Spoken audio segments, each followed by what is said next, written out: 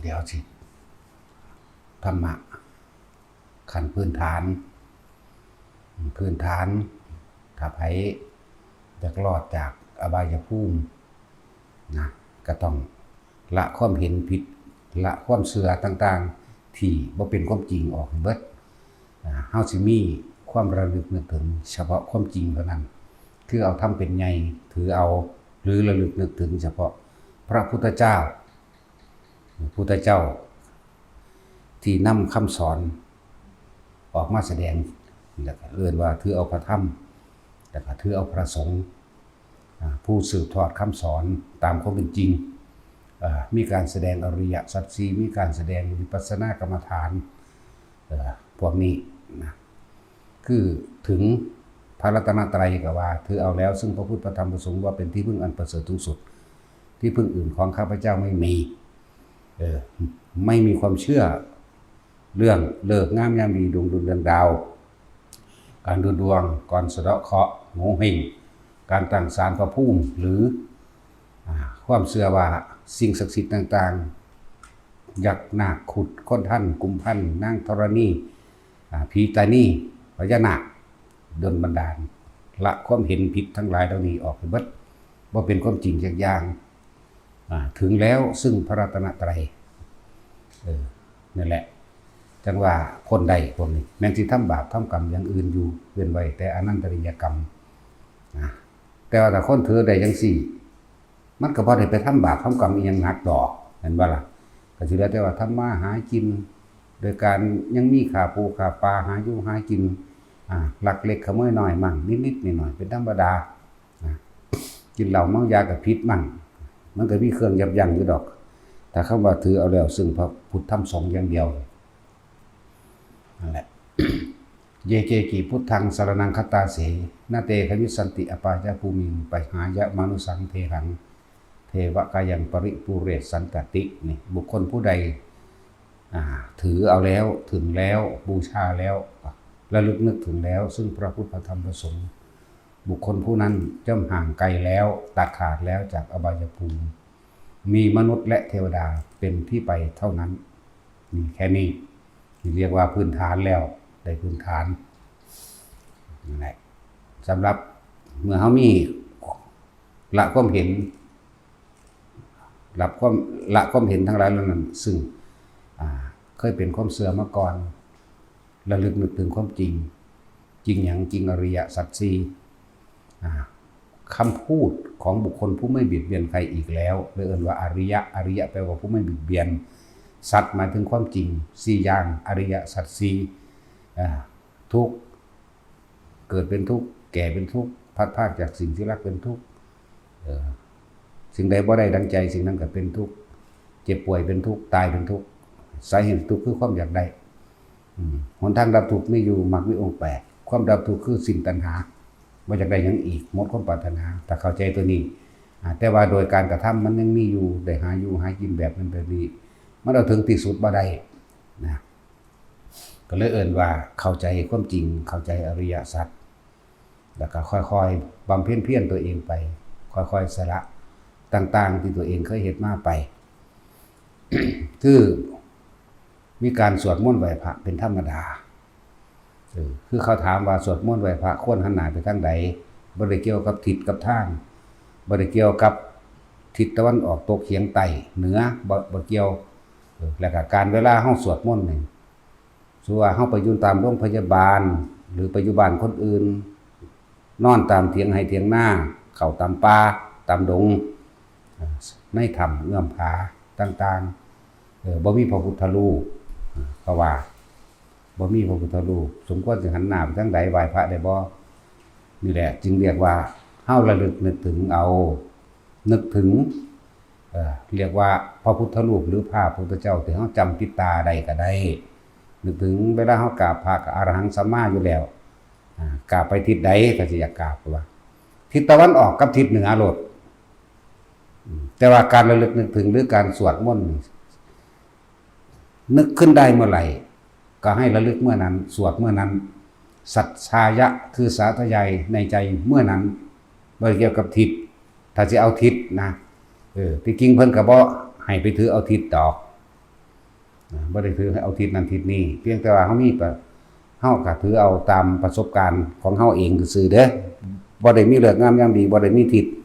แต่ว่าพระพุทธเจ้าเพิ่นตรัสรู้นี่เพิ่นตรัสรู้หันหน้าไปทางทิศตะวันออกเมื่อตรัสรู้แล้วไปเสวยวิมุตติสุขหันหน้าไปทางทิศตะวันตกเข้าไปสู่ต้นจิกเพิ่นบ่แสดงธรรมเสียเวลาอยู่ถึง4อาทิตย์ประมาณนั้นหลังจากออกจากสมาบัติของเพิ่นเองแล้วเพิ่นเสวยวิมุตติสุขของเพิ่นแล้วเพิ่นจังมีพรหมมาอาราธนาให้แสดงธรรมเมื่อสิแสดงธรรมแล้วเพิ่นก็หันหน้าขึ้นไปหมายถึงว่าเพิ่นสิเดินทางไปหาหมู่ปัญจวัคคีย์ทั้ง5หันหน้าไปทางทิศเหนือ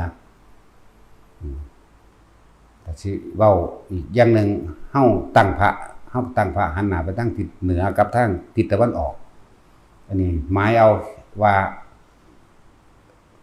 พระพุทธเจ้าหันหน้าไปทางใดซื่อๆบ่ได้เกี่ยวกันแต่ว่าอันนี้พูดถึงว่าโอ้ยก็สร้างแม่มึงดอกกูก็หันหน้าไปทางนี้ดอกบ่ต้องไปอธิบายบ่ได้เข้าใจบ่เข้าใจก็สร้างดอกเนาะคือเฮาหันหน้าไปทางทิศตะวันออกกับทางทิศเหนือเท่านั้นสำหรับเฮาเองนะผู้อื่นสิไปทางใดก็แล้วแต่บ่ต้องอธิบายหยังมากก็นั่นแหละควรหันหน้าไปทางใดควรหันหน้าไปทางใดก็ฟังเบิ่งเอาพระพุทธเจ้าตรัสรู้หันหน้าไปทางทิศตะวันออกไปแสดงธรรมหันหน้าไปทางทิศเหนือเราย่างไปเอาก้าวขวาก้าวก่อนพุ่นละบอกกับปานนั่นละแต่สิเฮ็ดนำบ่เฮ็ดนำก็สร้างส่วนการสวดมนต์นั่นน่ะนึกได้เมื่อไหร่ก็สวดไปโลดระลึกไปโลดและการสวดมนต์เป็นการสาธยายคำสอนพุทธเจ้าหรือทรงจำคำสอนของพุทธเจ้าเด้บ่แม่นสวดเพื่อขับไล่บ่แม่นสวดเพื่อขอร้องหรืออ้อนวอนเป็นการสวดเพื่อให้เกิดสมาธิให้จิตมีเครื่องอยู่ตามธรรมดาแล้วความคิดของคนเฮามันก็ฟุ้งซ่านไปทั่วแล้วบ่เข้าใจคำว่าฟุ้งซ่านอีกคนเฮานี่บ่เคยอยู่กับตัวเองคิดถึงบุคคลนั้นสัตว์นั้นสิ่งของนั้นเรื่องราวนั้นนี่บัดนี้เฮาพยายามสิควบคุมความคิดของเจ้าของให้มันอยู่ในตัวเองก็เลยต้องสวดมนต์หรือสาธยายคำสอนพุทธเจ้าสวดบทใดก็ได้ทั้งนั้นสิเป็นบทที่เคารพรอบน้อมนะวัตถุพุทธนังก็ได้นะโมก็ได้อรหังก็ได้บทกรณียเมตตาสุดใดทั้งเบิดนะเป็นการสาธยายคำสอนของเพิ่นเพื่อจิตตั้งมั่นอยู่ใส่ตั้งในตนเองนี่แหละนั่นแหละครับสำหรับการสวดมนต์สวดใส่ก็ได้สำหรับการไหว้พระสิหันหน้าไปทางทิศใดตามความเหมาะสมตามสถานที่ที่เจ้าของอยู่หันหน้าไปทางทิศตะวันออกกับทางทิศเหนือแต่ว่าบัดนี้มันไปอยู่ต่างประเทศจังซั่นสิโอ้ยก็สิบอกละเอียดปานนั้นมันก็เอานำคนคักปานนั้นบ่เนาะศูนย์ได้บาดนี้ โอ้ยสู้กับพื้นฐานซ้ำนี่ก็บ่ได้สุสิมากล่าวเว้าถึงพระนิพพานได้จังได๋ ซ้ำนี่ก็บ่ถามขอรอแค่แหละเนาะจังซั่นแล้วเอาให้ความรู้ไป เว้าพื้นฐานแหมนั่นแหละสิสวดมนต์นั่นน่ะเวลาขับรถทางเทิงก็ขับรถหันหน้าไปทางทิศตะวันตกเฉียงเหนือแล้วก็เฉียงเหนือจักหน่อยก็มีตะวันตกเฉียงใต้ก็มีโอ้ยก็ยังว่านึกขึ้นนำได้ก็เอาโลดทางเทิงอยู่ถึงกกไม้พุ่นน่ะก็หันหัวขึ้นไปถึงฟ้าพุ่นน่ะเนาะแม่นบ่ทันสวดมนต์นี่สวดขึ้นโลดอยู่ในห้องน้ำก็ได้นอนอยู่ก็ได้เอาหัวตั้งลงดินก็ได้กองคนขึ้นทั้งฟ้าแล้วหัวตั้งลงดินสวดบาดนี้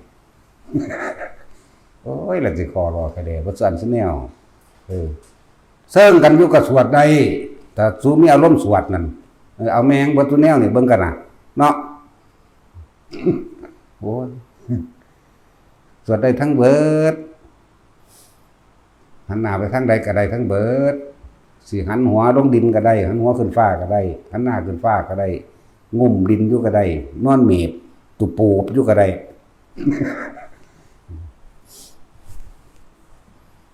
คำว่าสวดนี่บ่แม่นสวดเพื่อขอร้องบ่แม่นสวดเพื่อว่าให้เทวดามาคุ้มครองบ่แม่นสวดเพื่อว่าสิได้ลาภลดสรรเสริญความร่ำรวยเข้าใจบ่ล่ะบ่แม่นสวดเพื่อขับไล่ผีสางนางไม้เทวดาการสวดนั่นน่ะสวดเพื่อให้จิตตั้งมั่นให้เป็นสมาธิเด้อก็คนมันย่านล่ะว่ามันจังสวดเนาะแต่ว่าเจตนาบ่เป็นแบบนั้นเด้อตั้งเจตนาใหม่ตั้งจิตใหม่ตั้งเจตนาว่านี่เฮาสวดเป็นการระลึกนึกถึงคำสอนพระพุทธเจ้าเป็นการสาธยายคำสอนพระพุทธเจ้าบ่แม่นเพื่อครับไล่ผีสางนางไม้แล้วบางพวกก็ไปให้ความรู้ผิดๆเขานี่เด้อคาถาไล่ผี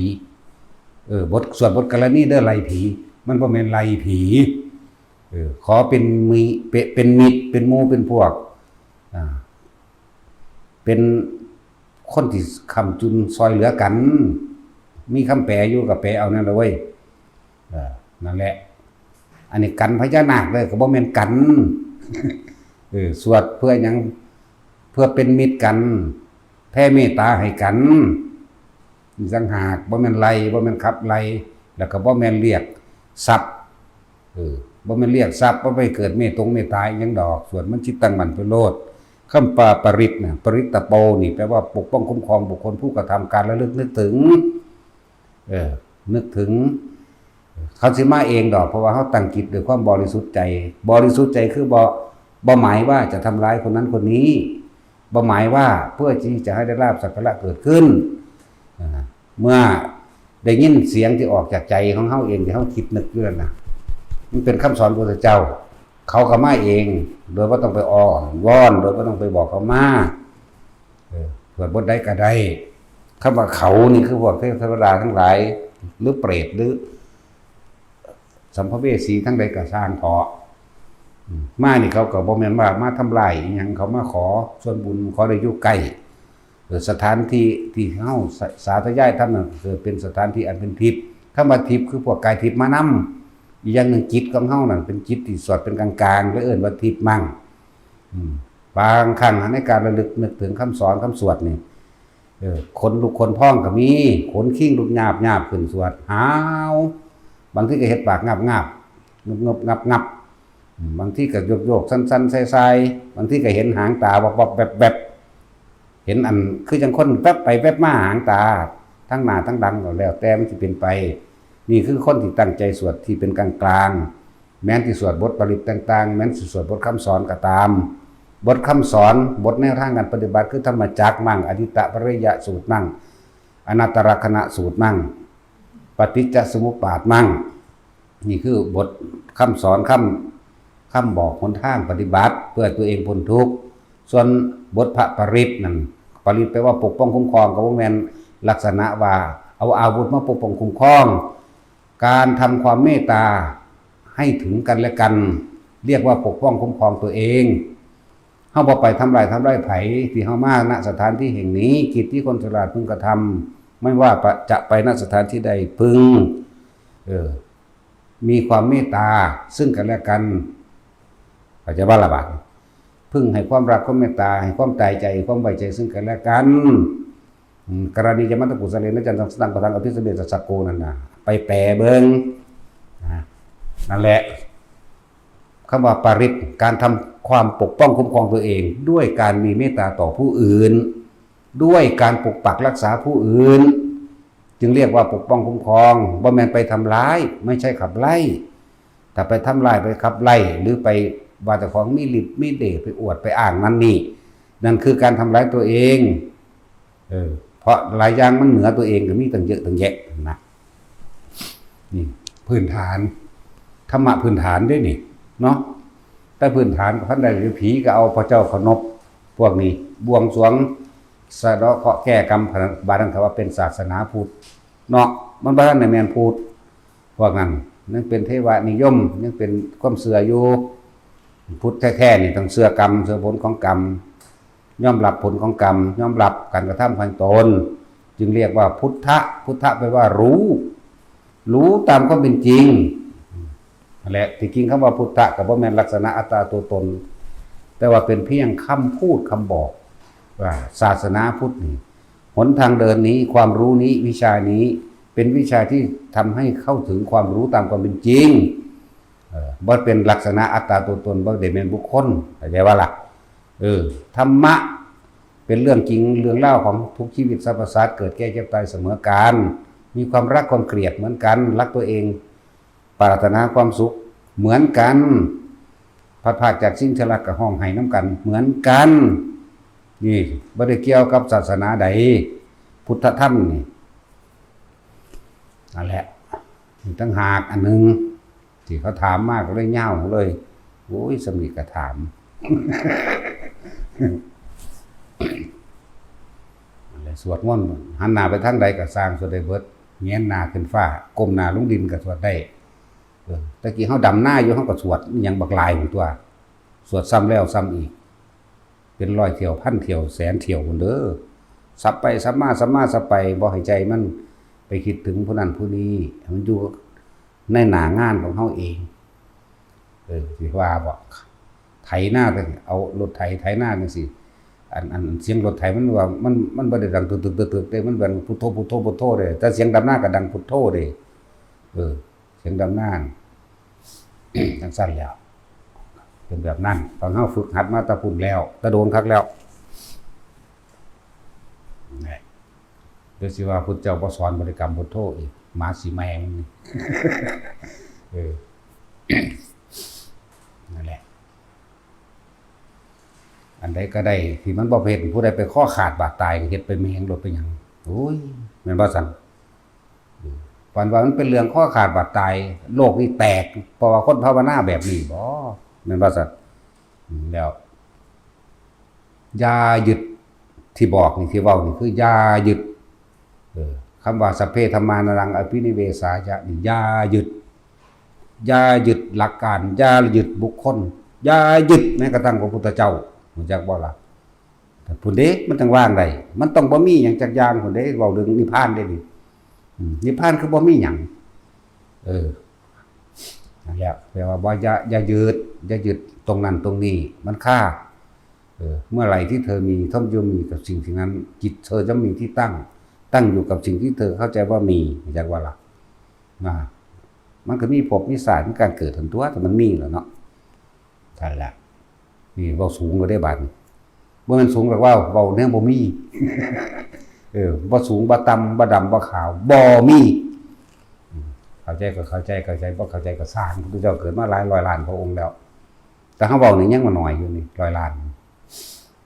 นั่นแหละนี่ให้ความรู้พื้นฐานสิเว้าไปยกตัวอย่างอดีตนิทานเราปกป้องคุ้มครองคือนกยุงจังซี่เวลาเพิ่นสิออกหากินเพิ่นก็บินหันหน้าไปทางทิศตะวันออกเข้าใจบ่ล่ะบินปึ้งขึ้นทั้งกกไม้ไงพุ่นกกย่างพุ่นแง้วอยู่กกย่างกะนะมัตถุพุทธานังนะมัตถุโพธิยานะโมวิมุตตนังนะโมวิมุตติยาเว้าจัง4ถึง3จบแล้วจังบินออกไปหากินย่ามมื้อแลงกลับเข้าสู่ที่นอนอีกก็บินขึ้นไปอีกก็ไปห้องแง้วคือเก่าก็เว้ากันเก่านี่แหละแต่ว่าคือว่านั่นแหละจะตกใต้แก่อำนาจแห่งกามราคะก็เลยถือบ่วงเขามาลัดตีนได้เขาฝึกเขานั่นละถ้าผู้ใดอยากแคล้วคลาดตลอดไปก็สวดซุมื้อเอาตัวปกป้องได้คุ้มครองได้เบิดมื้ออยู่มั้ยเนาะก็บ่แม่นนกขุมแต่งเองนกยุงแต่งเองได้ล่ะจักบ่ล่ะโมระนี่แปลว่านกยุงจักบ่ล่ะปาริตแปลว่าคุ้มครองนกยุงผู้ระลึกนึกถึงบทที่ระลึกนอบน้อมถึงพระพุทธเจ้าถึงความนอบน้อมไปแล้วปกป้องคุ้มครองเองแหละโดยบ่ต้องไปบอกเพิ่นมาคุ้มครองดอกเฮายังบ่ได้ว่าจักเทื่อโอ้ยพระพุทธพระธรรมพระสงฆ์ปกป้องคุ้มครองผู้ขาเด้อเนาะเห็นบ่ล่ะเฮาสิไปมีสิทธิ์ใส่เพิ่นบ่สิไปใส่พระพุทธเจ้ามานั่งเฝ้ากูนี่บ่เนาะเห็นบ่แท็กซี่มึงเคยกันแล้วกันว่าโอ้สาธุเด้อพระพุทธเจ้าพระธรรมพระสงฆ์ปกป้องคุ้มครองผู้ขาเด้อซั่นบ้าเอ้ยแม่นว่าเนาะมึงไปใส่เพิ่นเฮ็ดหยังมึงบ่ยันเพิ่นเมื่อยบ่แม่นเบิดเด้อบ่หรือเคยเป็นเบิดเนาะปกปักรักษาผู้ขาเด้อว่าเด้ เอาจากได้องค์ใดอยู่นี่แบกเอาไปคุ้มครองเจ้าของ นั่นแหละสำหรับคนที่ว่าบ่มีพระพุทธรูปก็นึกขึ้นในใจตัวถ้าเฮาย่างไปเห็นกกไม้ต้นนั้นต้นนี้เฮาระลึกถึงพุทธเจ้าองค์นั้นองค์นี้มันก็จะเกิดภาพขึ้นมาในใจของเฮาโดดว่าล่ะเฮาสิไหวหรือบ่ไหวนั่นคือขึ้นอยู่กับสถานอาการตัวแม่นบ่ล่ะแต่อยู่ผู้เดียวเฮาบางทีเฮาก็ไหวถ้าอยู่ในคนหลายๆมีคนเห็นเฮาก็บ่ปากแต่เฮาก็นึกน้อมในใจเฮาเองเฮาก็กล่าวคำนมัตถุพุทธนังนี่เด้ล่ะนั่นแหละที่ใส่มาตลอดหลายภพหลายชาติบ่ต่ำกว่า80อสงไขยแล้วที่ใส่คำนี้จักบ่ล่ะบ่แม่นหาก็มาเกิดขึ้นเด้นกยุงเฮาหาก็มาตั้งต้นเอาว่าเป็นผลิตของนกยุงแล้วเฮาก็มารู้ว่าหลวงปู่มันเพิ่นให้พวกกันพระสยามเทวราชเอาไปบริกรรมแม่นบ่ฮู้แค่นี้บ่ก่อนนกยุงมันสิมาเป็นนกยุงก็เป็นกษัตริย์อยู่เมืองนั้นพระราณสีอันนั้นนกยุงนั้นเอามาจากไสเอามาจากตอนเป็นคนนั้นตอนเราเป็นคนนั้นแล้วเอามาจากไสซั่นก็ไล่ย้อนลงไปแล้วอู้สิคานไล่ไว้เศร้าตัวมันหลายมันบ่จบแม้อุ้ยซ้ำสินั่งเบิ่งอดีตลัดข้อมือเดียวต่อได้ล้านชาติแล้วใจว่าล่ะบ่ได้เว้าเล่นเด้นั่นแหละสิไประลึกหามันหายังเป็นสิ่งที่ผ่านมาแล้วเนาะนี่บอกที่มาบ่แม่นแค่นี้ก็เมื่อพุทธเจ้าเพิ่นก็เว้าเรื่องของเพิ่นเด้นั่นเพิ่นบอกตอนเพิ่นเกิดเมื่อเราเสวยชาติเพิ่นโพธิสัตว์ที่เกิดเป็นนกยุงมันบ่ล่ะก่อนที่เกิดเป็นนกยุงเพิ่นก็เป็นกษัตริย์สร้างเมืองอยู่นั่นแต่ว่าหลังจากเป็นกษัตริย์สร้างเมืองอยู่นั่นแล้วเพิ่นก็จังมาเกิดเป็นนกยุงมีอายุถึง7,000 ปีเพิ่นได้ว่าธรรมดาเด้บ่ได้น้อยคือเฮาได้สมัยนั้นเนาะก่อนเราเป็นกษัตริย์อยู่หั่นเราเป็นมาตาไสซั่นก่อนเป็นกษัตริย์อยู่หั่นมาตาไสอีกไล่ไปแต่แม่ไล่ของเพิ่นก็เลยเนาะแน่ไล่ไปโอ้มันสุดเด้ว่าเศร้ามันมีมาตะเก่าก่อนดังเดิมแล้วนะสั่นแหละบ่แม่นหาก็เกิดขึ้นที่หลวงพ่อใส่อีหยังเป็นเครื่องบริกรรมเป็นเครื่องระลึกกันนะมัตถุพุทธนังนะมัตถุโพธิญาณนะโมวิมุตตนังนะโมวิมุตติญาณนะโมสัพพัญญุตญาณพุทธสังฆมังคลังโลเกมิจฉาสัพพโลกัสสมิงมันสัมภาวเยปริมังพุทโธกัมมัตถะโมกัมมัจจุติสัมพุทโธใส่อันนี้พอได้อยากใส่ก็เอาไปอีกตัวของบ่ได้มันเป็นของโลกมันบ่มีลิขสิทธิ์ดอกเขาบ่ปรับดอก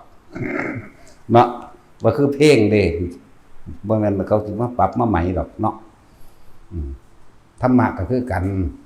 มันเป็นของฟรีบ่ได้เป็นของที่ไปเฮ็ดสงวนลิขสิทธิ์ผู้ใดขายธรรมะพุ่นก็กันทางมรรคผลนิพพานแห่งตนเฮ็ดหนังสือขายลองเบิ่งเทื่อหน้าสิซ้ำใดเด้อ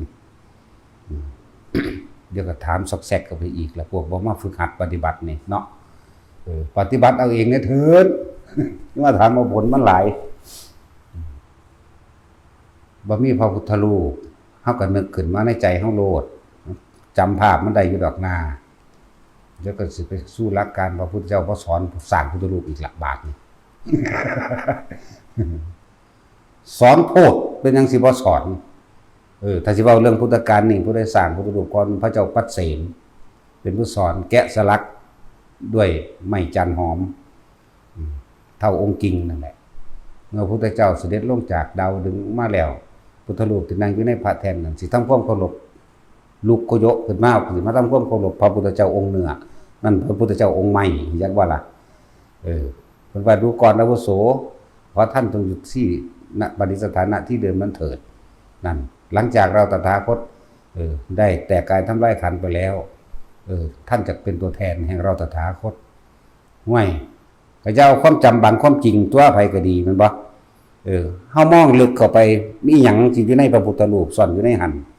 ธรรมะเห็นบ่ซั่นรูปกายอันเป็นเนื้อหนังมังสาของพระองค์แตกทำลายไปแล้วตายแล้วเผาถิ่มแล้วเข้าใจว่าล่ะก็เหลือแต่ว่ารูปเทียมอันนี้เอิ้นว่าพุทธรูปตัวถ้าสิว่าเพิ่นบ่มีชฎาเพิ่นบ่ได้ใส่ชัดเพิ่นบ่ได้ใส่อันชัดใส่หัวแบบนั้นแล้วเพิ่นก็บ่มีม้วยผมในลักษณะว่าเป็นจุกขึ้นมาเพิ่นตัดผมเพียงครั้งเดียวโกนครั้งเดียวพูดถึงพุทธลักษณะของพระพุทธเจ้าทุกพระองค์เป็นแบบนั้น ตัดผมครั้งเดียวเมื่อวันที่ทำการอภิเษกสัมมาสัมโพธิญาณจากว่าเขาว่าอภิเษกรวบผมมาแล้วก็ใส่ดาบตัดผมเป็นกระสันหดลงเองโดยธรรมชาติผมแต่ละสิ่งหดลงคือจังก้นหอยทั้งว่ามันก้นหอยใหญ่ๆแบบนี้แต่สิว่าเดี๋ยวก็เป็นหัวแบบว่าโดยธรรมชาติก็ว่าเป็นหัวโล้นเดียวกันใช่ป่ะล่ะของคนที่อยู่เป็นปกติบ่ได้โกนอีกมันสิสั่นลงเองบ่ได้มีจุกที่พอเข้ามาสมัยหลังเฮ็ดจุกเฮ็ดนั่นเฮ็ดนี่ใส่อยากประดับยศให้เพิ่นคือด้วยความเคารพเด้น่ะบ่แม่นว่าแต่งเพื่อความสวยงามอยากประดับยศอยากประดับว่าเป็นสัญลักษณ์อีหยังที่อยากให้เจิดจ้าอยากให้กว้างหน้าคือจังภาพวาดจังสิก็เป็นภาพที่มีจุกขึ้นมาสิก็เป็นสื่อสัญลักษณ์แทนว่าเป็นดอกบัวมั่งเป็นอีหยังที่ว่าขยายขึ้นเพื่อให้เกิดเหมือนประดับยศนั่นแหละบางสั้นแหละองค์จริงๆเพิ่นว่าแต่ว่าได้มีจุกเด้อที่ภาพวาดนี่ภาพอันที่ถ่ายมานี่เอาออกมานี่ก็เหมือนที่สุดแล้วถ้าผู้ใดมีฝีมือวาดได้เป็นคนใดมาวาดเฮาสิบอกให้รูปร่างลักษณะองค์จริงเพิ่นจะบอกให้มาวาดเอาหรือปั้นหุ่นจีเพิงจังซี่เขาสิบอกลักษณะองค์จริงจากความจำของเขาเองให้แต่ว่าล่ะบ่แม่นนิมิตนิตานี่ล่ะความจำมันบ่ลืมดอกนะเพิ่นบ่ได้มีจุกเพิ่นบ่มียอดแหลมเข้าใจว่าล่ะแต่พวกเฮาใส่ให้เหมือนกับว่าเป็นการเผยแพร่ธรรมะออกไปที่กว้างหรือประดับยศให้เพิ่นเป็นแบบนั้น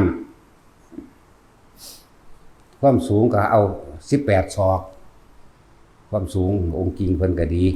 8ศอกเฮาก็ลองเบิ่งว่าเทียบเท่าใดที่เฮาสร้างพระพุทธรูปเฮาสร้างเรียกว่าเป็นอุเทสิกะเจดีย์บูชาโดยการระลึกนึกถึงเพราะพระพุทธเจ้าก็อาศัยเนื้อหนังมังสาธาตุทั้ง4เป็นกระบอกเสียงที่นำธรรมชาติคือธรรมะออกเผยแผ่ออกแสดงเอาความจริงแสดงก็เลยว่าเฮากราบพระพุทธรูปเฮาได้บ่ได้กราบเพราะว่าขลังเพราะว่าศักดิ์สิทธิ์เพราะว่าอย่างเฮากราบถึงเมตตาอันหาประมาณบ่ได้อัปปมาโนพุทโธคุณของพระพุทธเจ้าหาประมาณบ่ได้อัปปมาโนธัมโมพระธรรมมีคุณอันประเสริฐหาประมาณบ่ได้อัปปมาโนสังโฆพระสงฆ์ผู้สืบทอดเพราะธรรมคำสอนของพระพุทธเจ้าหาประมาณบ่ได้เมตตาอัปปมาโนกรุณาอัปปมาโนมุทิตาอัปปมาโนอุเบกขาอัปปมาโนมันคือเมตตากรุณามุทิตาและอุเบกขาหาประมาณบ่ได้เฮาระลึกนึกถึงคำสอนเพิ่นเฮาทำตามเพิ่นบ่ได้สร้างเอาขังแต่ว่าอานิสงส์มีบ่หาประมาณไม่ได้ก็แล้วกันก็ไปหาอ่านมันเอานะเว้ยก็มีเอวัมเมสุตังเอกังสัพยังภควาสาวัติยังวิหารติสีปัตตนีมิกทาเยอยู่ได้ล่ะข้าพเจ้าได้ยินเฉพาะพระโอษฐ์มาอย่างนี้เนี่ยหลังจากพระเจ้าพระเศียรสร้างแล้วพระอนุนเลยไปถามถึงอานิสงส์ว่ามีอานิสงส์แบบใดเอาอ่านตะโดนแล้วจำไม่ได้แล้วหนังสือเล่มนั้นก็หายแล้วหนังสือเล่มพี่อ่านจบเราหายจักบ่ล่ะบอกก็บอกแมงเราเป็นยังเรื่องของกูเองตัวเนาะ แปลกประหลาดได้หนังสือเล่มนั้นเป็นหนังสือปกสีดำเงินเก่าๆอ่านจบแล้วก็หายจักผู้ใดมาหลักเอาโอ้ยยันพญอินอยู่ แล้วพี่หรือว่าถึงความหนามันก็ประมาณพันหนานั่นแหละหลายอย่างอยู่ ในพระไตรปิฎกก็มีเด้อเรื่องสร้างของพุทธรูปเห็นบ่ล่ะแล้วก็มีในบันทึกต่างๆแต่ละบ้านแต่ละเมืองก็บ่แม่นว่าสิไปจื้อได้บ่ทุกคนปานนั้นเว้ยเนาะบ่แม่นจะเอาคำเว้าของพระพุทธเจ้าที่แต่ละองค์จำได้มารวบรวมลงได้ห่วยมันสิบ่หลายพันล้านพระธรรมขันธ์ได้บ่แต่ 84,000 ธรรมขันธ์ก็พอแห้งแล้วพระเฮาอยู่ได้นี่ก็ว่าตั้งแต่อ่านจบจะคงได้นี่เนาะภาษาหยังกับคนเห็นว่าแท็กซี่มึงอ่านได้จังหนาแล้วนี่2 เล่มบ่ได้บ่ ได้จักเล่มได้สองเล่มเล่มที่สามได้ครึ่งนึงสองเล่มครึ่ง นี่ทั้งชีวิตล่ะนี่จักว่าล่ะสองเล่มครึ่งเฮ้ยสั่นตัวอ่านยากหรืออ่านง่ายวะเนาะยากเด้มันบ่ธรรมดาเด้เดี๋ยวอูอะอะกูกกักหั่นพวกเขาเรียนบาลีเขาไข่นี่เด้เขาฮู้จักเขาข้ามตัวบาลีตัวพวกนั้นสามารถเสมอนักปรุงสักกะลิงสักกะหยังก็ว่าไปเนาะสูนยังอ่านอยู่เด้กูกกักอยู่ว่าสูบ่รู้เนาะนั่นล่ะอันยากคือหยังนี่เด้แต่ถ้าคนอ่านแล้วก็บ่ยากมันยากเพราะว่าบ่อ่านเรื่องอานิสงส์การสร้างพุทธรูปก็มีเป็นอย่างสิบ่มีถ้าบ่มีพระพุทธรูปมาเป็นตัวแทนคนก็ต้องถามหาแต่ขนาดซุมื้อยังถามหาอยู่ว่าจักมีตัวจริงบ่มีตัวจริงเนาะนั่นแหละเดี๋ยวสร้างครับเพิ่นก็บอกอานิสงส์ไว้อยู่พุทธเจ้าบอกว่าหาประมาณไม่ได้จังซั่นแต่สิมีแบบใดก็บ่รู้แต่ว่าหาประมาณไม่ได้ก็เกิดเวียนว่ายในพุทธศาสนานี่แหละก็ว่าหาประมาณบ่ได้ก็ดีห่วยก็สิไปเกิดหาประมาณบ่ได้บ่กูก็เกิดแมงสาดนี่สาเดียวก็เศร้าตัวเนาะสร้างมาหลายคักบ่แห้งแบบนั้นนี่คือผู้สร้างแล้วคนต้นแบบต้นฉบับคือพระเจ้าปัสเสนเป็นผู้จ้างสร้างมาแกะสลักเข้าใจว่าล่ะสร้างรูปเหมือนแล้วก็เหมือนพร้อมต่อมาแต่ว่าผู้ได้สร้างพระแก้วมรกตกับพระนาคเสนกับพระเจ้ามิลินบ่แม่นเมดันเดอร์บ่ได้เกี่ยวกับกรีซบ่ได้เกี่ยวกับอินเดียเลยมิลินบ่แม่นเมดันเดอร์จะไปเชื่อหลักการของฝรั่งหลาย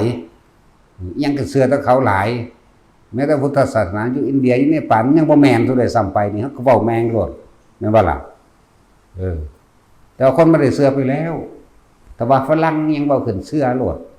ปานมันเลี้ยงมากนาฏศิลป์ย่ำข้าวป้อนว่าแล้วพระเจ้ามิลินเป็นคนสกลนครนี่แต่จะเบาเรื่องสกลก็ดีตะกี้มันบ่ได้ซื้อวางสั้นคนแถวนี้แหละนั่นแหละก็มองเพิ่นสมัยนั้นมันบ่ได้ซื้อว่าจังซี่สมัยนั้นน่ะซื้อว่าสากลนครบ่แม่นสกลนครจากบ่ล่ะสมัยนั้นน่ะบ่ได้เกี่ยวกันเลยกับเรื่องนักรบมาจังสัตว์จังซี่เพิ่นหักล้างมันออกมาเลยงมง่ายหลายก็เลยเนาะเริ่มเสือกหูจักตั้งแต่ของผู้เดียวนี่ที่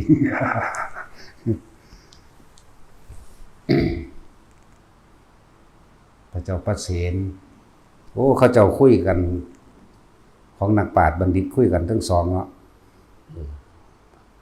เจ้ามิลินไงแต่สิเว้าหวยเว้าตากำเนิดเพิ่นก็ได้ตัวเนาะสมัยหนึ่งพระเจ้ามิลินเป็นเณรพระนาคเสนนี่เป็นอาจารย์จักว่าล่ะ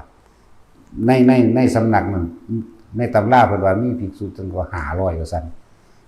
พระเจ้ามิลินเณรมิลินนี่อุปถากบ่อุปถากอันนำพระนำเนตรนำพระนี่นะบ่ได้รับไปนอนเครียดสูญมื้อนึงบ่ปัดบ่กวาดยังบ่ไปกวาดลานบาดเพิ่นนอนเพิ่นง่วงนอนเพิ่นหิวนอนเพิ่นเลยไปเผลอนั่งหลับอยู่หน่อยพระนาคเสนเลยมาฮอดคั่นฝ้อยใส่เอาซั่นติบ่ฮู้ว่าเขาให้เครียดติเพิ่นยังมึงคือบ่ไปกวาดนั่นๆนี่ก็ไปกวาดแล้วก็เพิ่นก็เลยคือไปยืนอธิษฐานอยู่ข้างทะเลจากบ่ล่ะสงสัยวัดเพิ่นก็อยู่ริมทะเลแล้วสาธุเด้อขอให้ผู้ข้าต่อไปในข้างหน้าในการข้างหน้านี่ขอเป็นคนมีปัญญาหาที่สุดที่พรไว้ดูดังคลื่นทะเลว่าซั่นพระนาคเสนกับหูจักติมึงต้องอธิษฐานเอาชนะกูคักๆกูก็อธิษฐานที่หลังใดนะเกิดพบได้สันใดถ้าเจอกับสามเณรนี่ผู้ข้าจงเป็นผู้สามารถมีปัญญาด้วยว่าเครื่องกั้นคลื่นทะเลว่าซั่นเราเรื่องเก่ากับอดีตพระเจ้านั่นแหละจังมีความเป็นมาแบบนี้จากบ่ล่ะเรามีลิ้นครับได้เป็นผู้มีปัญญาหลายหาคุยถกเถียงกับสำนักนั้นสำนักนี้พระอรหันต์ก็มีเด้แต่ว่าเขาเจ้าสิขานเบานำ จะว่าล่ะว่าปัญญาหลายแล้วว่าเป็นจนพระนาคเษนนี่บวชได้7 ปีใหญ่ขึ้นมาจนว่าพุ่นละฮอด20 ปีก็บวชเป็นพระเห็นบ่ล่ะก็ได้ยินข่าวว่าพระหนุ่มผู้หนึ่งคือเก่งคือว่าเก่งแท้คือว่านำหาดีคืออยากไปถกถ้ำเพื่อจะเอาชนะจากบ่ล่ะนั่นแล้วพอได้เห็นหน้าทีแรกก็ตกใจเราดิพระมิลินนี่พระเจ้ามิลินนี่ตกใจตัวเพราะผู้หนึ่งเคยเป็นอาจารย์กันมาก่อนไหมเคยถือขั้นฟ้อยมาก่อนหรือไหมรู้จักฟ้อยผมแล้วว่าดิพวกนั้นพวกคนภาคกลางรู้จักฟ้อยบ่วะฟ้อยก็คือไม้กวาดฝรั่งเอิ้นม็อบไม้กวาดถือด้ามไม้กวาดที่ปัวเขาให้ที่พอจะเห็นหน้ามาแต่พอจะเห็นหน้ายางวืบขึ้นมาตกใจวืบอยู่เด้คนมันเคยแพ้กันเข้าใจว่าล่ะแล้วก็คุยกันไปคุยกันมาอยู่3 ปีมันเลยบ่ได้คุยหน่อยเด้สุดท้ายก็เลยยอมเพราะว่าถามยังขึ้นเพิ่นตอบได้เบิดบัดนี้พระนาคเษนเพิ่นตอบได้เบิดหักล่างเบิดตีบตันปัญญาตีกับเพิ่นอธิษฐานมาแล้วว่าให้เป็นผู้มีปัญญาดุจดังคูกั้นน้ำดุจดังคูกั้นน้ำที่สามเณรนี่ว่าสิเป็นผู้มีปัญญาหาที่สุดไม่ได้ดุจละลอกคลื่นน้ำเพิ่นกูก็เป็นคูกั้นน้ำนั่นตัวเพิ่นมีแนวสนะกันเด้แล้วสุดท้ายแล้วก็ยอมก็เลยเฮ็ดจังได๋เนาะอยากสร้างสิ่งที่ระลึกนึกถึงพระพุทธเจ้าได้นั่นพระเจ้ามิลินนี่บวชเด้แล้วก็บริวารทั้งเบิดบวชนำอีกเป็นแสนเด้โอ้สำเภาเพิ่นอดเอา เพิ่นทรมานจิตใจเพื่อให้ยอมรับเพื่อให้ลงนะพระนาคเษนนี่เพิ่นทรมานพระเจ้ามิลินนี่เพื่อให้ลงให้จนมุมกับเหตุผลตามความเป็นจริงเขาเจ้าคุยกันอยู่3 ปีพุ่นเด้สุดท้ายก็จนมุมที่กับผู้นึงเป็นอาจารย์กับผู้นึงเป็นลูกศิษย์มาก่อนลงใจจนบวชแต่ว่าก่อนที่บวชนั่นก็ตะสร้างพระพุทธรูปก่อนเด้ก็เลยว่ามีอยากเห็นหน้าพระพุทธเจ้าสักครั้งก็บ่ฮู้ว่าเพราะว่าพวกเฮาเกิดบ่ทันนั่นบ่ล่ะแต่พศนั้นก็พศ520พศ520เด้อนั่นแหละบอกแมงตรงๆโลดเนาะพศ520ก็เลยว่าถ้าว่าพุทธลักษณะของพระศาสดาที่มีพ่อคงให้เหลือเห็นอยู่เดี๋ยวนี้ก็เหลือเฉพาะไม้แก้มจันทร์ของพระเจ้าประเสนที่สร้างเอาไว้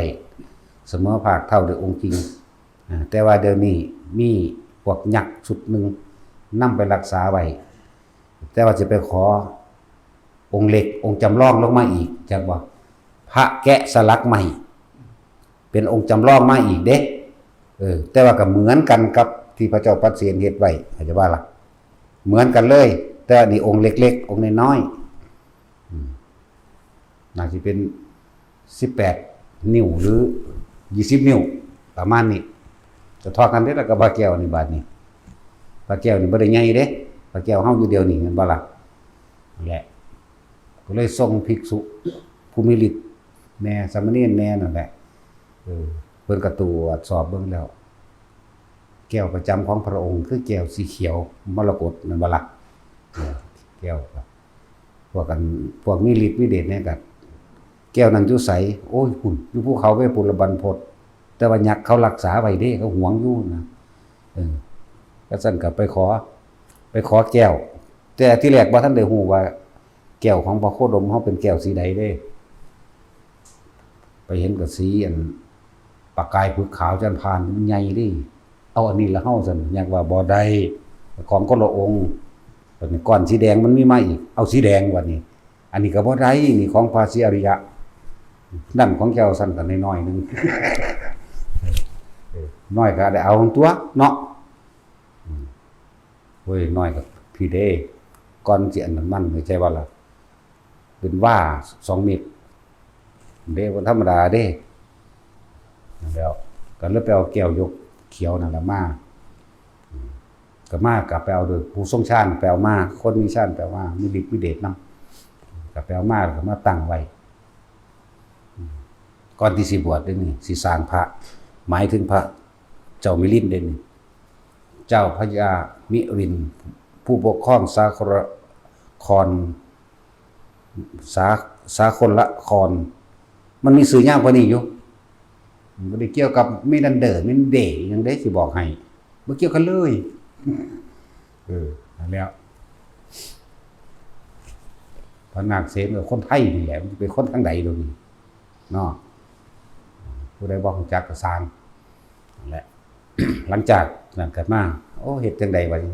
ไปหาสร้างทางใดมาปั้นให้เฮ็ดสร้างใดสิมีแกะสลักให้เนาะประกาศหาสร้าง2 เดือน 3 เดือนพอดีกับพระเจ้ามิลินก็เรียกว่าแต่งสุดขาวแล้วเข้านาคบอกง่ายๆว่าเข้านาค4 เดือนมื้อใดบ่ได้ธรรมดาได้สิว่าสิบวชได้นั่นก็ดีอบรมบ่มนิสัยพอคนเคยเป็นกษัตริย์เห็นบ่ล่ะคนเคยเป็นกษัตริย์คนเคยใหญ่จิตใจมันลงยากเพิ่นก็ทรมานให้เป็นคนใส่ภิกษุสงฆ์ให้เป็นคนใส่สามเณรมั่งสารพัดแต่ว่าเพิ่นก็ยอมอยู่ถึง4 เดือนประกาศหาในสุดท้ายแล้วก็บ่มีผู้ใดมีฝีมือในการแกะสลักได้ดอกพญาอินทร์ที่บัดนี้จักบูปลาบูดงเก็บเห็ดไว้ตั้งใดแล้วพญาอินทร์ทำท่าถือซิวถือขวานถือเครื่องมือก็รอกันเลยว่านำถือตาเห็ดมาพร้อมมาทำท่าเศร้าเมื่อยอยู่หน้าวัดนั่นแหละเอาอันนั้นแม่นอีหยังเขาเจ้าตั้งไว้เฮ็ดหยังก้อนยกสีเขียวนั่นคือมางามแท้โอ้ยเพิ่นประกาศหาคนมาแกะสลักพระพุทธรูปที่รูปเฮ็ดจังได๋สิได้พุทธลักษณะตรงกับองค์จริงซะเนาะ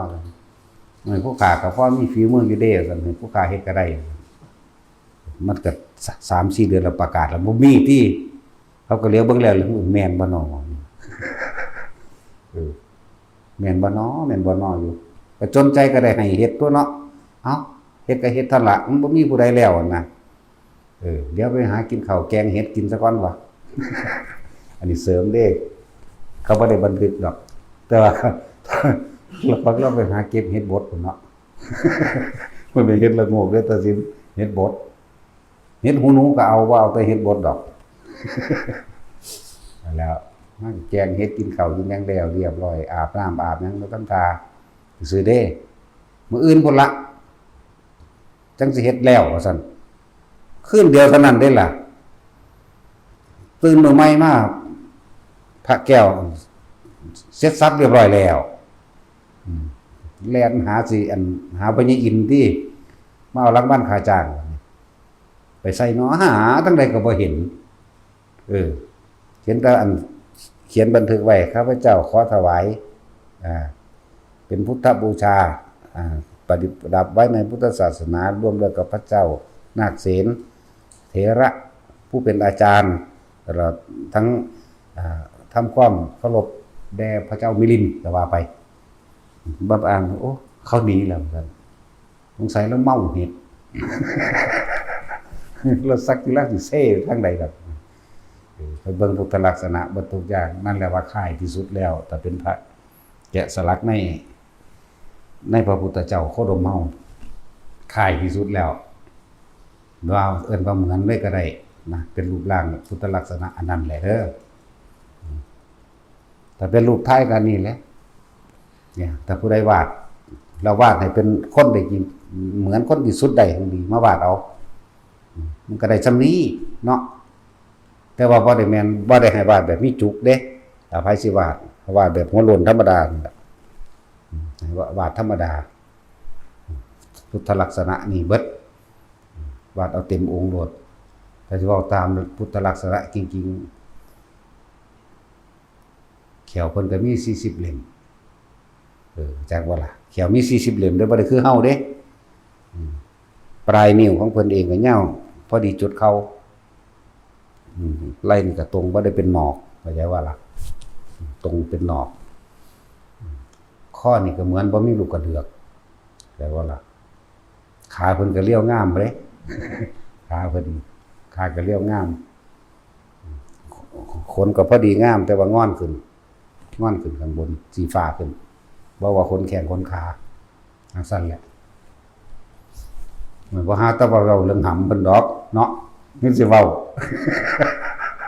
อยู่ด้านในปานนั้นไผสิไปเปิดในกันเบิ่งเนาะภาษาบ้านเฮาว่าจังซั่นภาษาบาลีเว้าจังได๋แท็กซี่มึงรู้จักคุยหาฐานบ่นั่นแหละคุยหาฐานตาหีเดบัดนี้คุยหาประเทศโอ้มันแม่นเด้เนาะซั่นแหละภาษานั้นเลยเมื่อเรื่องอันละหมกดอกเวลาผู้หญิงเว้าให้ผู้ชายบักหำไอ้ทิศหำบ่ได้ก็ยังพระหำอยู่ เขายังบ่อยากอายปากเขาเว้าละหมกเนาะจังซี่เฒ่าเป็นปู่แล้วก็ปู่หำหลวงปู่หำอีก หลวงพ่อหำอีกแต่ว่าผู้หญิงบ่มีได้อีหีนี่เนาะตาสินนี่บ่จะว่าโอ้ยแม่ป้าหีนี่บ่มีเด้แต่ว่าพอลุงหำมันมีเปิดว่าถือใจพวกก็ซี่พวกนี้พวกเจ้าบ่จักอายเวลาเว้าไปใส่หำลาเนี่ยพวกเจ้าเขาเว้าเนาะแต่พวกผู้ชายบ่กล้าเว้าเด้เขามีความละอายไปใส่ลายหีบ่ว่าเด้ บ่ว่ามันบ่มีแหมแล้วอันใดคนบ่ชินกันสิว่าละหมกก็บ่ได้ก็เนาะจังซั่นแล้วมันชินเลยคนชื่อว่าจังซั่นมันคันบ่มีบัดนี้แต่คนชื่อว่าหำคันมีเฒ่าปานใดก็ได้ขนาดปู่ยังเอิ้นปู่หำอยู่ บวชแล้วก็เอิ้นหลวงปู่หำอีกเด้โอ้ยผู้หญิงก็ว่าแม่ป้าหีก็บ่มีหน้าหีก็บ่มีเนาะหญ้าหีก็บ่มีแปลกประหลาดบ่ล่ะแต่คนซื้อหมากันมีทั้งผู้หญิงผู้ชายอยู่แม่มันก็เบี่ยงสั่นคือตัดสินเพราะใหญ่หมาไม่ใหญ่หมามีอีหลีได้บาดนี่แม่นบ่สัตว์บ้านเจ้ามีบ่อยู่คุณก็มีเด้เอากันอีกต่างหากหมาก็มาเอากันก็เจ้าตายแล้วล่ะโอ้ยมันอึดซื่อคักปานนั้นบ่เนาะอึดซื่อคักปานนั้นบ่คนนี่ก็หาตั้งซื้อหมาไว้นี่แม่ซื้อแนวอื่นก็ว่าแนวเถินโอ้ยอีเป็ดจังซี่น่ะก็ไข่ เนาะเห็นบ่ล่ะแล้วนี่มันเลยลามมาทางนี้เห็นบ่แหละพระพุทธรูปพระเจ้าประเสนสร้างก่อนหมู่เป็นพุทธลักษณะเท่าองค์จริงเหมือนองค์จริงพร้อมแต่ว่าตอนนี้หมู่ยักษ์รักษาไว้อยู่นั่นแหละอยู่ภูเขาซุมื้อจักสิเปลี่ยนชื่อว่าจั่งใดแล้วแต่สิบอกว่าเวปุลบรรพตนั่นล่ะเขารักษาไว้ตลอดทั้งแก้วต่างๆอันเป็นแก้วมรกตนั่นแหละแต่มรกตกับสีไผสีมันเด้เป็นแก้วประจำพระองค์คือเพิ่นมักเว้าง่ายๆว่าเพิ่นมักหรืออาจจะใส่ไปตามฉายาเพิ่นว่าโคตมะแปลว่าอุดมสมบูรณ์แล้วเอาสีเขียวใส่จากบ่ล่ะแต่ประกายพึกสีขาวสว่างประกายพึกกับมีความเอิ้นว่าออกแสงหลายกว่าหมู่ ถึงสั่น แล้วแต่ความมักของไผของเราแล้วพูดถึงที่มาเพิ่นบ่ได้สอนให้สร้างแต่ว่าเพิ่นบอกอานิสงส์อยู่จากว่าล่ะเพิ่นบ่ได้บอกว่าพวกเธอทั้งหลายจงสร้างพระพุทธรูปนะเพิ่นบ่ได้บอกเพิ่นบ่ได้สอนแต่ว่าเพิ่นบอกอานิสงส์ในการสร้างพระพุทธรูปอันนี้ต่อไปสิสืบศาสนาก็ด้วยศาสนาวัตถุก็ต้องมีเป็นธรรมดาก็สั่นก็บ่มีวัดบ่มีโบสถ์ก็สั่นก็คนพวกเฮาก็บ่ได้ปลูกต้นโพต้นหยังไว้เป็นเครื่องระลึกแล้วเนาะหรือเจดีย์หยังต่างๆจังซี่จังซั่นแล้วสร้างเจดีย์ตะกี้มันบ่ได้ทรงนี่เด้บ่ได้ทรงแหลมทรงหยังเด้ส่วนมากคือทรงโอคว่ำจากว่าละโอคือขันน้ำตะกี้มุมตุ่มกอยู่ซื่อๆนี่แหมส้มเหมือนบาดคว่ำโอคว่ำนะตะกี้เขาจะเอิ้นสั้นเอิ้นว่าขันพวกเฮาเอิ้นขันตักน้ำเป็นสั้นบ่ได้สูงใหญ่ปานใดเด้พระธาตุพนมถ้าพระมหาเถระผู้ใหญ่พระกัสสปะมาสร้างไว้ก็ดีหลังจากพระพุทธเจ้าเฮาเข้าสู่อ อนุปาทิเสสนิพพานไปแล้ว ตาย8 ปียังมาสร้างแต่ว่าล่ะสันตัวแล้วก็เอาเรียกว่ากระดูกหน้าอกกระดูกไหปลาร้ามันอยู่หน้าอกอยู่แล้วแล้วก็มาปฏิสถานไว้นี่ถึง4 พระองค์แล้วยังอีกพระองค์นึงนี่อีกพระองค์นึง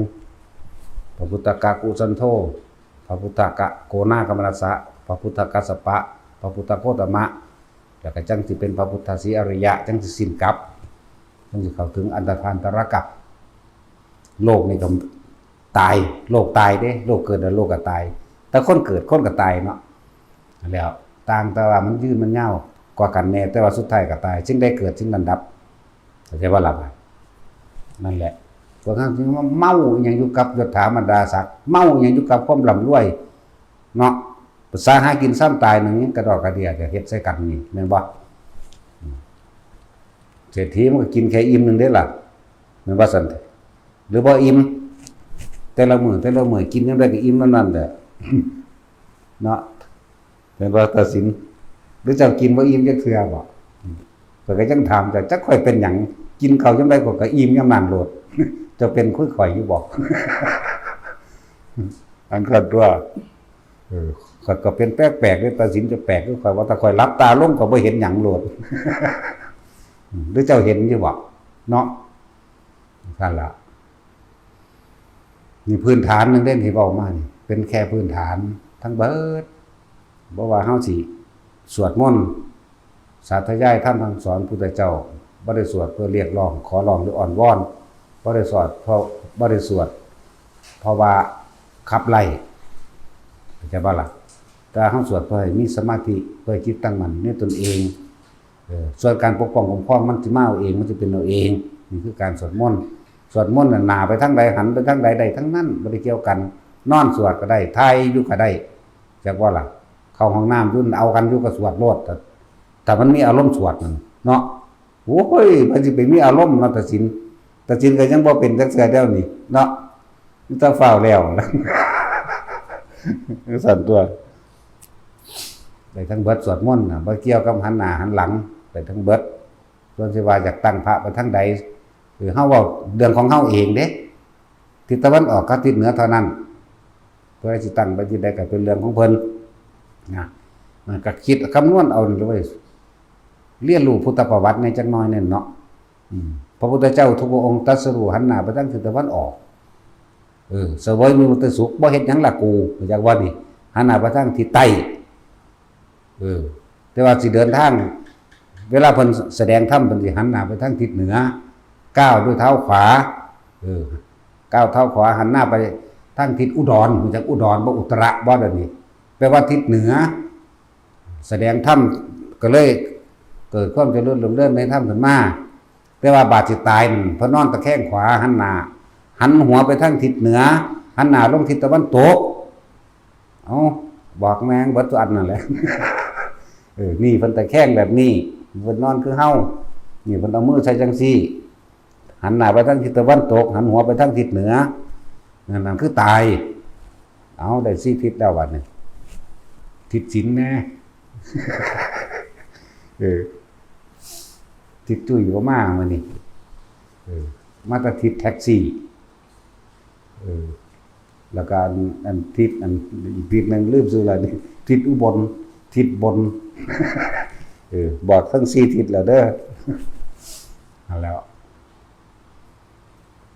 พื้นฐานถ้าเข้าใจพื้นฐานแล้วก็เฮ็ดไปนั่นแหละถามเราเฮ็ดเด้เพราะมันถามเล่นๆเด้เนาะถามเล่นก็ได้เล่นเฮ็ดเล่นก็ได้เล่นทำจริงก็ได้ของจริงทำมากก็ปล่อยวางได้มากทำน้อยก็ปล่อยวางได้น้อยนี่แหละเรื่องของธรรมดอก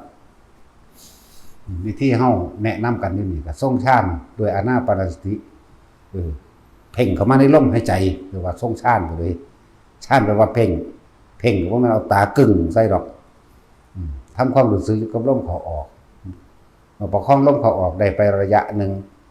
มันบ่คิดซ้อไซไปเรื่องนั้นเรื่องนี้อาการปิติก็เกิดนั่นก็เป็นปฐมฌานแล้วนั่นแหละเฮ็ดให้มันชินสอนซุมื้อเน้นซุมื้ออันแนวจังซี่อย่างนี้ออกจาก ความรู้สึกในตัวเองเด้อคนเฮาส่วนมากมันมีแต่ร่างกายผีดิบทั้งนั้นบ่แท็กซี่ตื่นขึ้นปั๊บบ่เคยอยู่ในตัวเองบ่มีวิญญาณในตนเองบ่มีความรู้สึกในตนเองคิดถึงหมู่ความรู้สึกก็ไปอยู่นำหมู่ล่ะคิดถึงผู้หญิงผู้ชายก็ไปอยู่นำผู้หญิงผู้ชายล่ะคนเลี้ยงสัตว์ก็คิดถึงสัตว์บุคคลคิดถึงสัตว์สิเลี้ยงหมูเลี้ยงหมาเลี้ยงกาเลี้ยงไก่ก็แล้วแต่ก็ไปอยู่นำสัตว์ล่ะความรู้สึกไปพอใจแล้วบ่พอใจไปห่วงไปหาอะไรอยู่กับสัตว์ไปคิดถึงให้ถึงหน้าถึงสวนเงาะสวนทุเรียนสวนบักพริกสวนบักพร้าวก็ไปอยู่นำสวนความรู้สึกไปพอใจแล้วบ่พอใจอยู่กับสวนแล้วแต่สิคิดถึงตัวเองมันยากเนาะความรู้สึกคนเฮาเวลาโกรธเวลาเกลียดมาเนี่ยกัดแขวกัดข้างหน้ายิ้มคิ้วขมวดแสดงลักษณะท่าทางเตะบุญเตะผีฟาดเวียงนั่นนี่ใดมันคือแสดงออกมาได้เวลาโกรธแม่นจังซั่นความโกรธนี่ต้องอาศัยบุคคลผู้อื่นเฮ็ดให้โกรธคำว่าเฮ็ดให้โกรธคือเจ้าของคิดมันจึงโกรธเห็นบ่ความดีใจก็เหมือนกันก็อาศัยวัตถุสิ่งของจากคนผู้อื่นคือกันเพราะว่าเขาถือเลขไปซื้อเลขก็ถือเลขมื้อนึงดีใจยิ้มหัวจังซั่นจังซี่แม่นว่าล่ะก็จังแสดงความรู้สึกทางร่างกายได้แต่ว่าความรู้สึกอันเป็นอุเบกขานี่พอคนบ่เคยอยู่กับตัวเองเลยบ่รู้จักว่าความรู้สึกอุเบกขาทางร่างกายมันเป็นจังไดบ่รู้จักเด้ถ้าบ่มาฝึกภาวนานี่บ่รู้จักจริงๆนั่นแหละภาวนาเพิ่นจึงว่าทำความรู้สึกให้เกิดขึ้นกับตนภาวะมันแปลว่าพบอยู่แล้วอยากว่าหน้าหมายถึงบาดนี้คำว่าภาวนาเนี่ยว่าทำความรู้สึกหน้ามาจากคำว่าใจจากวันนะโมหรือหน้าทำความรู้สึกทั้งหลายมารวมที่เกิดขึ้นอยู่กับตนคำว่าอุเบกขาแปลว่าบ่คิดถึงผู้นั้นผู้นี้เพิ่นก็เลยมีวิธีทำความรู้สึกอันเป็นอุเบกขาเกิดขึ้นกับร่างกายได้เลยอาศัยลมหายใจอานาปานสติรู้สึกได้อยู่กับลมหายใจเข้าออกเอาเฉพาะโพรงจมูกสำหรับพวกเฮาแบบนี้บ่ได้แม่นว่าของผู้อื่นบ่ถูกทั้งเบิดใช่ว่าล่ะมีจุดหมายเดียวกันอยู่กับลมหายใจเข้าออกถ้าเฮาประคองลมหายใจเข้าออกได้บางที่ก็ขนลุกวืดขึ้นนั่นแหละเอิ้นว่าความรู้สึกอันเป็นอุเบกขาเกิดขึ้นแล้วเพราะว่าจิตพอความคิดของเฮาบ่ไปหาบุคคลสัตว์สิ่งของคนที่รักคนที่เกลียดบ่ได้ไปคิดถึงคนลุกวืดขึ้นมานั่นแหละคือความรู้สึกของอุเบกขาบางคนก็เกิดปลื้มน้ำตาไหลนั่นคือความรู้สึกของอุเบกขาที่2บางคนก็เกิดการโยกหน้าโยกหลังอิ่มๆเอิบๆนี่คือความรู้สึกของอุเบกขาที่3ความรู้สึกอุเบกขาที่4คือเห็นแสงสว่างนั่นนี่ความรู้สึกของอุเบกขาที่5คือเป็นดุจนภากายนั้นลอยขึ้นอิ่มเหมือนกับลอยขึ้นเด้แต่ว่าบาดนี้มันจักสิจับเอาจุดใดดีเฮาจึงสร้างฐานที่ตั้งมันขึ้นมาอย่างหนึ่งรับรู้ความรู้สึกอันเป็นอุเบกขาบาฐานที่ตั้งแห่งจิตสมาธิมันแปลว่าหยังแปลว่าจิตตั้งมั่นตั้งไว้ตรงไหนในสติปัฏฐาน4ฐานที่ตั้งก็คือต้องเอาอาศัยว่าสติปัฏฐาน4อย่างกายเวทนาจิตธรรมแม่นว่าล่ะทุกอย่างเป็นธรรมเบิดนั่นแหละเฮาก็เลยเอามาตั้งไว้ตรงหน้าผากเอาจุดเดียวซะก่อนหลังจากนั้นเฮา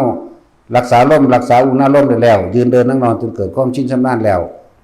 เวลาใดขณะใดครู่ใดที่เราไม่คิดถึงบุคคลสัตว์สิ่งของอันเป็นอดีตอนาคตเกิดบ่ได้อยู่ในปัจจุบันขณะสติเกิดสมาธิเกิดอาการปิติเกิดขึ้นเลยเลื่อนว่าชั้นที่2ที่เฮาจับจุดมันไว้เอามาตั้งตรงจุดในการมาผากนี่เลื่อนว่าชั้นที่2ปีติสุขเอกคตาเฮาก็รักษาตัวนี้ไปเรื่อยแล้วมันจะพัฒนาของมันขึ้นไปเองเป็นชั้นที่3สุขเอกคตาหมายถึงว่าความสงบสุขใดที่จะเสมอด้วยความสงบไม่มีและเป็นซื่อลือซึ้งหลึงอยู่เป็นโล่งๆโป้งๆคิดยังก็บ่ออกกุมคิดก็บ่ออกเวลามันอยู่หรอเข้าใจว่าล่ะจังซั่นแหละมันก็เริ่มจากขั้น1ขั้น2ขั้นที่3บาดสิเข้าสู่หมวดความหยุดคิดมันก็บ่คิดได้ล่ะตัวโลอยู่บาด5บาดนี่บาดนี้มันบ่เคยเป็นคนเป็นใหม่ๆ บ่ท่านได้จับจุดใดบ่ท่านได้ทรง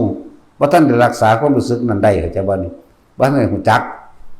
กูสิบ่เป็นบ้าบ่กูสิบ่เป็นอัลไซเมอร์หลงๆลืมๆบ่น้อเด้เฮ็ดไปซะก่อนมันเป็นช่วงนึงเท่านั้นแหละส่วนชั้นที่4มันเข้าถ้าเอิ้นว่าเข้าฌานจักว่าล่ะพวกเข้า เข้ามันหายเงียบ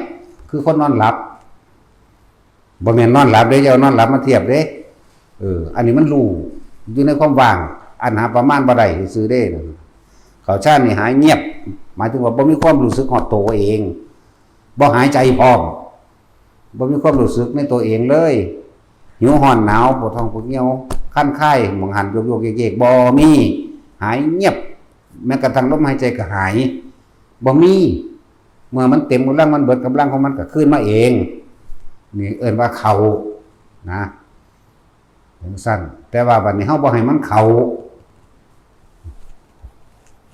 เฮาเห็นหลายๆอย่างแล้วในการเข้าให้มันเข้าเองแล้วตั้งใจเข้าบ่ได้ดอกพวกนี้นอกจากชินชำนาญแต่ชินชำนาญแล้วตั้งใจเข้าได้โอ้ยจักแสนเทื่อนะเว้ยมันสิชินอันนี้หากัน10เทื่อนึงเนาะมวย10เทื่อก็จักสิมีบ่มีจักสิบ่ได้เพราะ10เทื่อแล้วบ่เข้าฌานบ่มีมันแต่นอนอยู่น้ำซ่านเฮือน100 ล้านเทื่อแล้วเนาะซ่านแล้วแต่นั่งอยู่ในซ่านเนี่ยได้ซ่านเฮือนเด้ ซ่านเฮือนกันแล้วบ่ต้องไปสนใจตัวนั้นมันสิเป็นเอาเองล่ะถ้ามันเป็นแล้วนะหมายถึงซ่านที่4มันเข้าเงียบเป็นเจโตวิมุตติเบิดความคิดใดๆต่างๆมีแต่ความว่างอันเดียวแต่ว่ามันรู้อยู่ในความว่างจากว่าล่ะเฮาก็อาศัยตัวนั้นเป็นกำลังออกมาแล้วมาส่งเอา1 2 3 3 2 1ไล่ไปไล่มาให้มันก่อเกิดปัญญาแปลว่าเห็นตามความจริงว่าสิ่งทั้งหลายมันบังเกิดกับดับเท่านั้นยอดของปัญญาคืออนิจจังกับอนัตตาเท่านั้นแต่เฮาบ่ยอมรับอนิจจังเฮาบ่ยอมรับอนัตตามันก็เป็นทุกข์และเป็นอนิจจังทุกขังอนัตตานั่นแหละเพื่อจะสังเกตความคิดเจ้าของกำลังไปนึกไปปรุงไปแต่งถ้าคนจับจุดมันได้คิดเรื่องนี้บ่ว่าได้คิดเรื่องเดียวตลอดเศร้าคิดเรื่องนี้คิดถึงคนผู้นี้สัตว์นี้เรื่องนี้คิดถึงรถคันนี้คิดถึงเลือดสลายหน้ามันไปเกิดดับกับคนนี้มันไปเกิดดับกับคนนี้สัตว์นี้เรื่องนี้คิดนี่ก็แค่เกิดดับบังคับบ่ได้นี่เฮ็ดไปมาเฮาก็ฮู้จักเองดอกนามันสิว่างหรือบ่ว่างก็ขึ้นอยู่กับความขยันมันเพียรของไปของมันเด้จักว่าล่ะบ่ซั่นสิว่าเฮ็ดน้อยก็ได้น้อยล่ะเฮ็ดเล่นก็ได้เล่นล่ะเฮ็ดหลายก็ว่างได้หลายล่ะแม่นบ่ซั่นในขณะที่เฮาทรงฌานเจริญฌานหรือความคิดของเฮาบ่ได้ไปปรุงแต่งอยากได้อยากดีอยากมีอยากเป็นบ่ไปหักไปสั่งไผอารมณ์มันเกิดบ่ได้มันเป็นอุเบกขาจิตพวกเรานี่เอาตัวความรู้สึกที่นิ่มนวลความรู้สึกนี่เอาปิติมาเป็นเครื่องรับประกันตัวเองเฮาจึงนิยมแค่1กับ2เท่านั้นแหละ3ก็เดี๋ยวมันก็ขึ้นไปเองแล้วมันก็ออกมาเองดอก1 2 3 1 2 3 3 2 1ก็ว่าซั่นนี้เพื่อสิให้เห็นสมถะหรือวิปัสสนาต้องเป็นของตีคู่กันเสมอกันเด้เป็นจังได๋อย่างใดอย่างหนึ่งสิยิ่งยวดกว่ากันบ่ได้บางพวกที่คือเขามาวางเฮาน่ะเขาว่าเขาปัญญาเลยเขาว่าลูก2ล่ะหามึงนี่เฮ็ดที่หลังกูซ้ำกูหังได้หลายกว่านั้น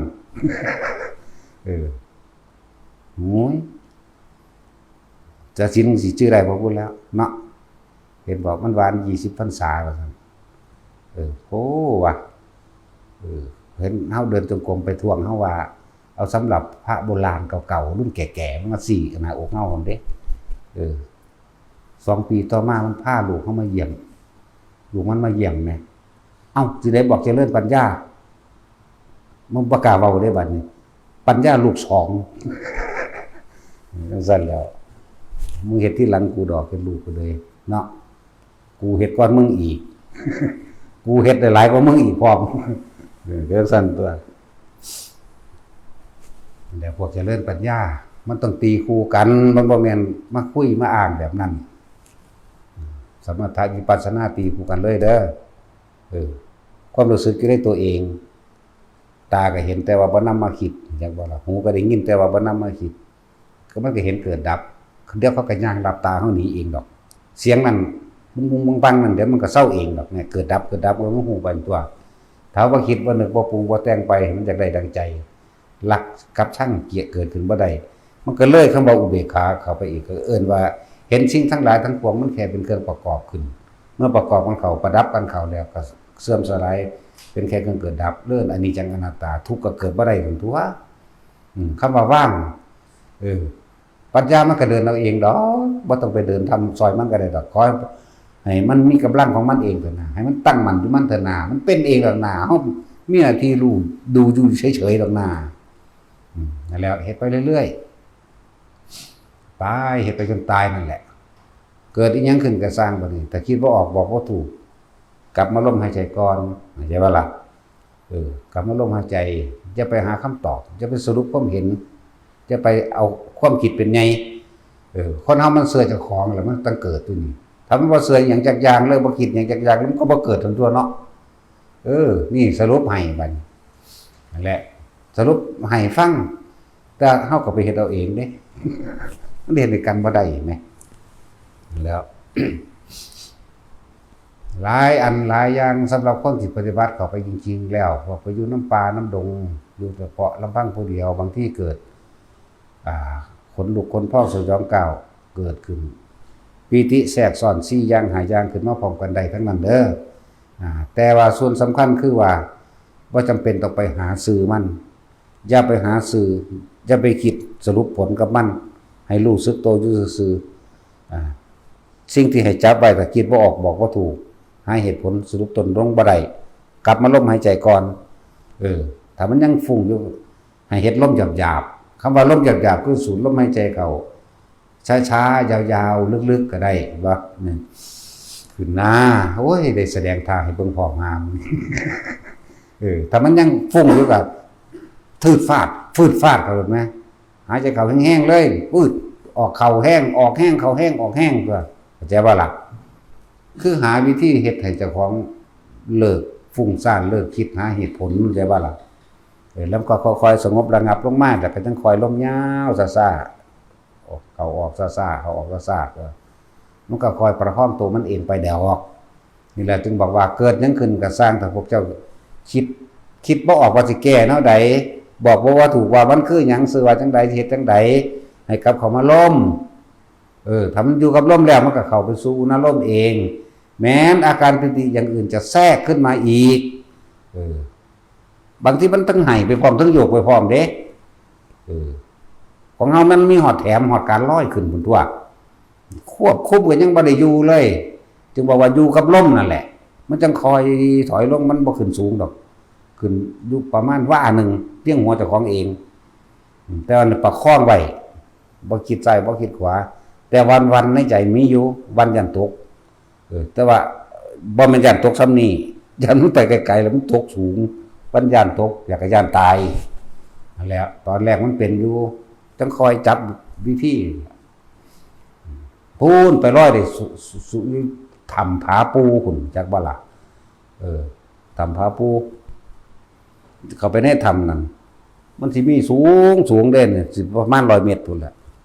บ้ากูลองเบิ่งกันนะก็เอาก้อนหินก้อนนึงขึ้นไปนำตัวแล้วก็วางไว้แล้วก็ลงมาแล้วขึ้นไปอีกแล้วไปจับเอาลงมา 2-3 รอบมันแม่นอยู่ตัวนาอันแหละบ่เอาไปซื่อๆได้แล้วดิฮู้จักอยู่ได้แล้วว่าผาปูบ่ว่าผาบิ่งบ่ว่าทำใดฮู้จักอยู่บ่เว้าไปอันแล้วไปมาพอแห้งแล้วพวกน้ำพองมันนั่นไปเบิดนั่นแหละพวกไปถ่ายรูปบ่มาให้เบิ่งแม่นก็แม่นซะสูซั่นพวกอยู่เมืองการพุ่นน่ะก็แม่นทั้งเบิดนั่นแหละเด้อแม่นเบิดนั่นแหละภาคลำพูนลำปางโขงเชียงของเนาะเชียงของมันนั่นก็แม่นเบิดนั่นแหละ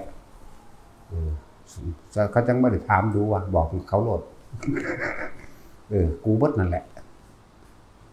ไปได้หลายหม่องอยู่เนาะแต่คิดไปทางไปได้หลายแต่ไปโดยตัวก็ไปได้มันเป็นยังไปบ่ได้ภาษาสำนีฝึกให้แล้วเด้แต่ละคนไปต่อยอดเอาเองเด้อเฮ็ดคืบแขนเฮ็ดกระดาษเฮ็ดของออกจากผ้านั่นนี่ เอาตัวเองออกจากห้องนางทะลุกำแพงฝึกให้เดี๋ยวเด้นั่นละเบื้องต้นแต่คอนก็ไปเฮ็ดเอาเองตัวมันได้หยังก็บ่ได้หยังเนาะบ่ได้ฝึกบ่ได้เฮ็ดเอาหยังไหมเฮ็ดเป็นเครื่องเล่นเครื่องอยู่ซื่อๆไหมนั่นแหละเฮ็ดไปเถอะมันมีฤทธิ์วิเดชก็บ่ได้ให้ไปติดดอกผู้เพิ่นเฮาบ่ได้ว่าสิไปติดไปเฮ็ดเอาฤทธิ์เอาเดชด้วยล่ะ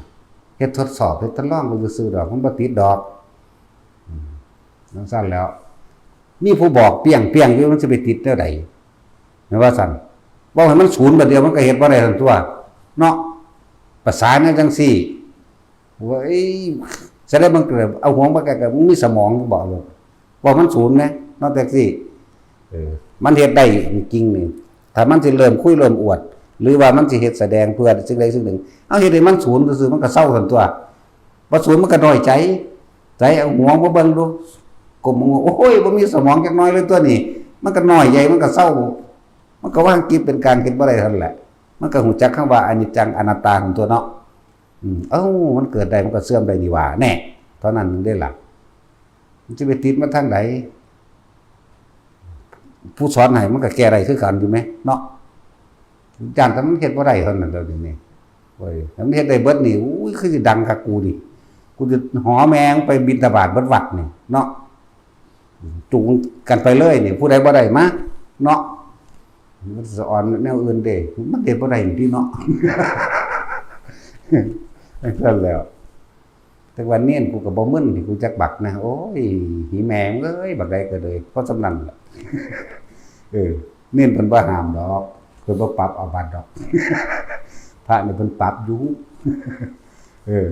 โอ้ยก็แค่ไปปีนึงดอกเฮ็ดโลดนั่นแหละ